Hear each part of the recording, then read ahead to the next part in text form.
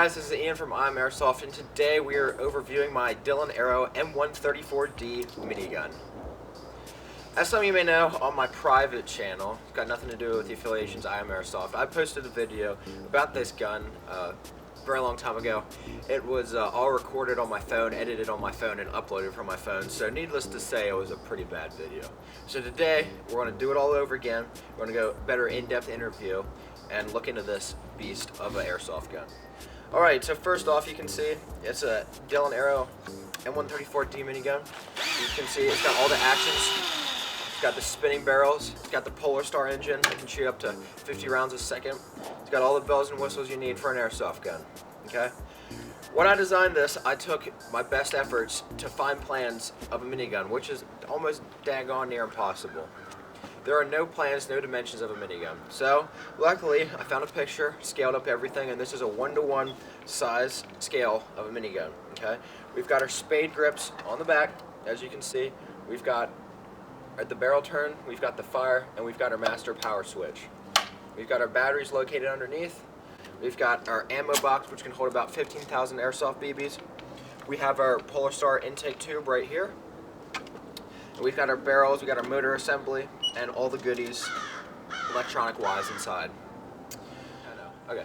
Alright guys, so I want to jump in. So first thing is, well, starting in the back with the Spade Grips. So you can see Spade Grips were made out of plates of steel. They were bent into the way that they're supposed to be on with the real one. Okay.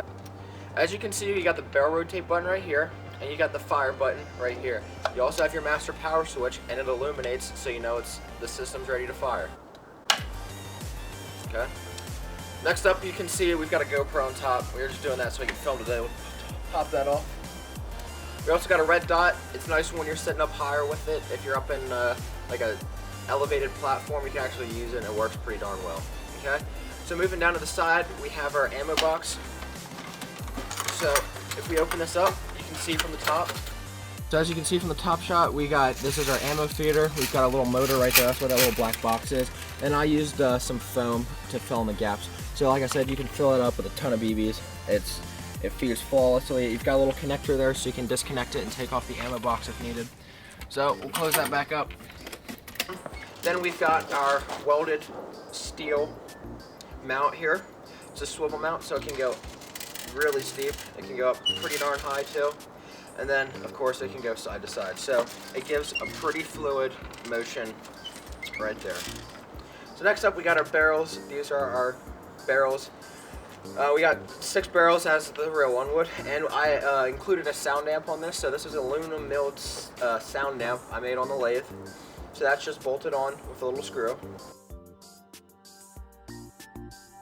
So next up, if you follow the barrels back down, you can see we've got the drive system. We got the motor system here.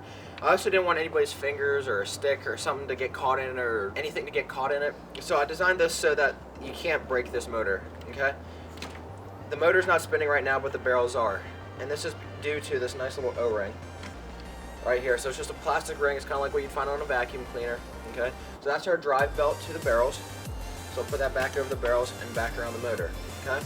So now when we turn it on, the motor spins, so does the barrels. Okay? So, something else, it depends. You can have it turn either way. But if you come and look around here, you can see red's going to white, white's going to red. But if you want to switch the directions of the barrels, all you have to do is plug them back the original way, red to red and white to white. Now, if you look at the barrels, they'll spin the opposite direction. So that's another neat little feature that got put in there. So next thing is the battery source. We have 2 batteries located down on the bottom. We have a smaller 7.4 volt battery. This runs the Polarstar unit. This little battery will run a Polarstar all day. You don't have to worry about running out. This is an 800 milliamp hour battery at 7.4 volts. So that is running just the Polarstar unit itself, as well as the box mag right there. Next up, we've got our bigger battery. This one runs the barrels. This is an 11.1 Lipo Battery. Okay. This is a lot bigger battery, and this is running the motor because this is running a drill motor. So these are just located conveniently under the bottom. So you just put it on the Velcro pad. So down here you can see there's 2 connectors labeled. We have a 12 volt and a 7.4 volt. This is the 11.1, which runs at a higher voltage, typically closer to 12. So I'll plug that in. Now our motors work, and then we've got this smaller one, which will get plugged in. So we'll, and we will plug that in like so. There we go. All right, so now you can see you got our power systems. Nothing works when it's off. Neither thing will work. Now we can flip it on, and our barrels will spin. All right, so now we've got the batteries covered. You'll see the final component. This is the quick disconnect rig for the Polarstar unit. So I got a little cover because it's easy to get dirt in there and clog it all up. So I'll put that back on. And then underneath, it's a little hard to see, but on the side, the FCU has been mounted with Velcro. So you can take that off, quickly adjust your settings, and pop it back under. All the wires are pretty much tucked out of the way. Some of the battery wires like to hang out a little bit. But all the wires are out of the way. And then also this last wire, you may be wondering what this is. This runs the motor. So that's hooked up to a little MOSFET, so whenever you squeeze the trigger, it'll wind your BBs for you. Alright guys, that's an overview of the M134D Polarstar minigun, the only one in existence. So I'd like to thank all you guys that have subscribed to this channel. It's been very past due, and we owe it to you guys. So thank you for watching this.